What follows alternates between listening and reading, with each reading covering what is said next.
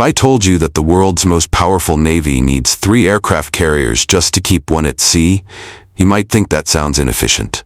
But in reality, this single rule explains why some navies dominate oceans and others never will. Before we move forward, please like, share, and subscribe Strategic Vanguard and be up to date with the latest news and happenings from the world of defense, strategic, and international affairs. Tune into our video channels in YouTube and Rumble. And if you want to hear the audio version, tune into our Strategic Vanguard channels in Spotify and Amazon Music.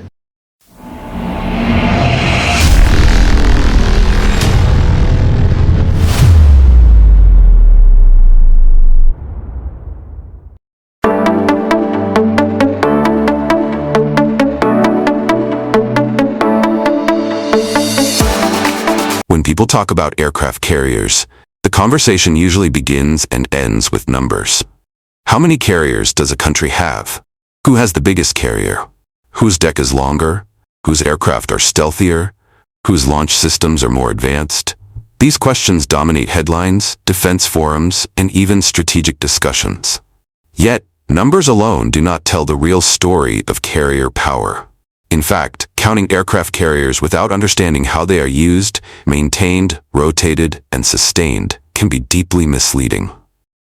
The real secret of aircraft carrier dominance lies not in technology alone, but in a simple operational principle followed most rigorously by the United States Navy, a principle known informally as the thumb rule of 3. At its core, the thumb rule of 3 explains why a navy needs 3 aircraft carriers to keep just one carrier continuously available for combat deployment. One carrier is actively deployed at sea, conducting operations, projecting power, or maintaining presence in a contested region. The second carrier is in training or workup mode, preparing its crew and air wing for future deployment. The third carrier is in refit, maintenance, or overhaul, undergoing repairs, upgrades, and inspections that are essential for long-term survivability. This cycle is not optional. It is dictated by physics, engineering limits, crew endurance, and the sheer complexity of operating a floating airbase that weighs more than 100,000 tons. To understand why this rule exists, one must first appreciate what an aircraft carrier truly is. A modern aircraft carrier is not merely a ship, it is a mobile ecosystem.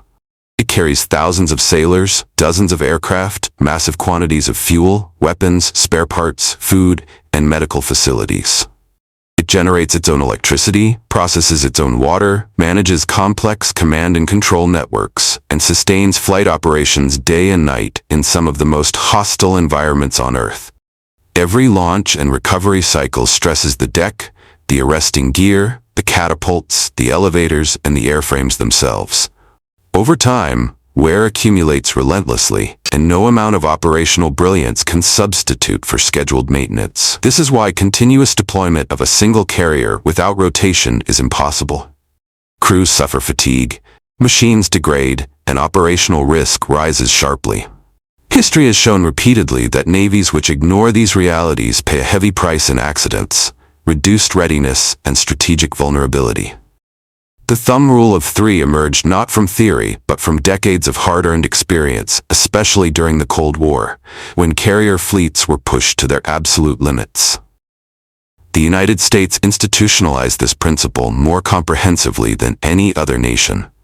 By maintaining a fleet of 11 aircraft carriers, the United States ensures that at any given moment, roughly 3 carriers can be forward deployed in key theaters such as the Indo-Pacific, the Atlantic, and the Middle East. Another 3 are typically in advanced readiness or heavy standby, capable of deploying on short notice during crises. The remaining carriers are in various stages of maintenance, refit, or deep overhaul.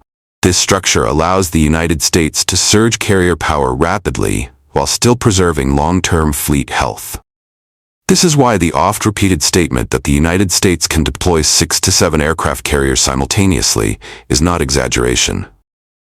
It is the logical outcome of disciplined force planning aligned with the thumb rule of 3. When a major crisis erupts, training cycles are compressed, refits are deferred where safely possible, and carriers in standby are surged forward. However, such surges cannot be sustained indefinitely without consequences. After the surge, the maintenance debt must be paid, often resulting in longer refit periods later. This ebb and flow is intrinsic to carrier operations, and is precisely why fleet size matters far more than raw technological superiority. Contrast this with navies that operate one or two aircraft carriers. On paper, these carriers may appear formidable. In practice, however, a navy with a single carrier faces an unavoidable dilemma. When that carrier is deployed, there is no backup. When it enters refit, carrier capability disappears entirely. Training cycles become compressed, crews rotate under pressure, and any mechanical failure can ground national carrier power overnight. A two-carrier navy fares only marginally better. One carrier may deploy while the other trains or undergoes maintenance, but sustained presence in multiple theaters remains impossible. Surge capacity is minimal, and strategic predictability increases vulnerability. This is where strategic misinterpretations often arise. Analysts sometimes argue that new technologies such as anti-ship ballistic missiles, hypersonic weapons, or long-range strike aircraft have made aircraft carriers obsolete. Yet, these arguments overlook the operational logic of carriers. Carriers are not meant to operate alone. They function as the centerpiece of a carrier strike group, surrounded by destroyers, cruisers, submarines, and logistics ships. More importantly, their value lies in persistence.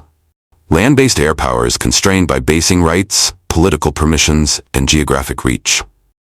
Aircraft carriers, by contrast, bring sovereign air power to international waters and remain there for months at a time. The thumb rule of three ensures that this persistence is not episodic, but continuous. It allows a navy to maintain a steady tempo of operations while absorbing shocks, accidents, and unexpected contingencies. During peacetime, this translates into visible presence and deterrence. During war, it enables sustained combat operations without rapid degradation of force readiness. The Cold War offers numerous examples of this principle in action. During periods of heightened tension, such as the Cuban Missile Crisis or conflicts in the Middle East, the United States was able to reposition multiple carrier groups rapidly while still retaining reserves. This was not because American carriers were invincible, but because the fleet was structured for endurance. Even when individual carriers faced mechanical issues or combat risks, the overall system absorbed the impact. In the post-Cold War era, this logic has become even more relevant. Global commitments have expanded rather than contracted. The Indo-Pacific has emerged as a central theater, the Middle East remains volatile, and Europe has re-entered strategic competition. Maintaining credible presence across these regions simultaneously requires not just advanced platforms, but sufficient numbers to sustain rotation cycles. This is why debates about whether the United States needs 11 carriers miss the point. The number 11 is not arbitrary. It is the minimum required to preserve global reach without exhausting the fleet. This framework also explains why building aircraft carriers is only half the challenge. Training crews, developing carrier aviation culture, maintaining shipyards, and sustaining supply chains are equally critical. A carrier without a trained air wing is a hollow asset. A carrier without timely refit becomes a liability. The thumb rule of three integrates all these elements into a coherent operational rhythm. For emerging carrier powers, this reality presents a strategic crossroads. Nations embarking on carrier programs often view the first carrier as a symbol of arrival. The second is seen as redundancy. Only with the third does true operational continuity become possible. Until that point, carrier power remains episodic rather than systemic. This does not diminish the political or symbolic value of smaller carrier fleets, but it places clear limits on their strategic utility. The future of aircraft carriers will undoubtedly evolve. Unmanned aircraft, directed energy weapons, and network-centric warfare will reshape how carriers operate. Yet, none of these innovations negate the fundamental requirement for rotation, maintenance, and crew sustainability. As long as carriers remain complex machines, operated by humans in harsh maritime environments, the thumb rule of three will endure. In fact, the rule may become even more important as carriers grow more technologically dense. Advanced systems increase combat effectiveness but also raise maintenance demands. The more capable the platform, the more disciplined the rotation cycle must be. In this sense, the rule of three is not a relic of the past, but a blueprint for the future. Ultimately, aircraft carriers are not instruments of instant dominance. They are tools of sustained influence. Their power lies not in dramatic single-day strikes, but in the quiet certainty of presence, the ability to remain on station long after others have withdrawn. The thumb rule of 3 is what transforms carriers from impressive machines into instruments of grand strategy.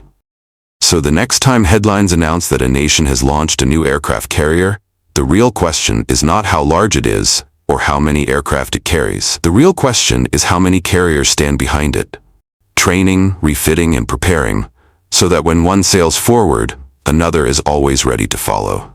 That is the true measure of naval power, and that is why the thumb rule of 3 remains the hidden logic behind the world's most powerful fleets. Thank you for joining us on this Strategic Vanguard deep dive. If you found value in this analysis, don't forget to like, share, and subscribe to our channel.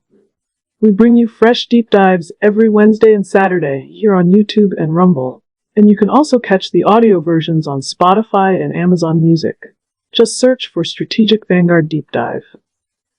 For more insights, articles, and discussions, subscribe to our blog at strategicvanguard.com. Your support helps us grow and bring you more in-depth analysis on defense, geopolitics, and strategy.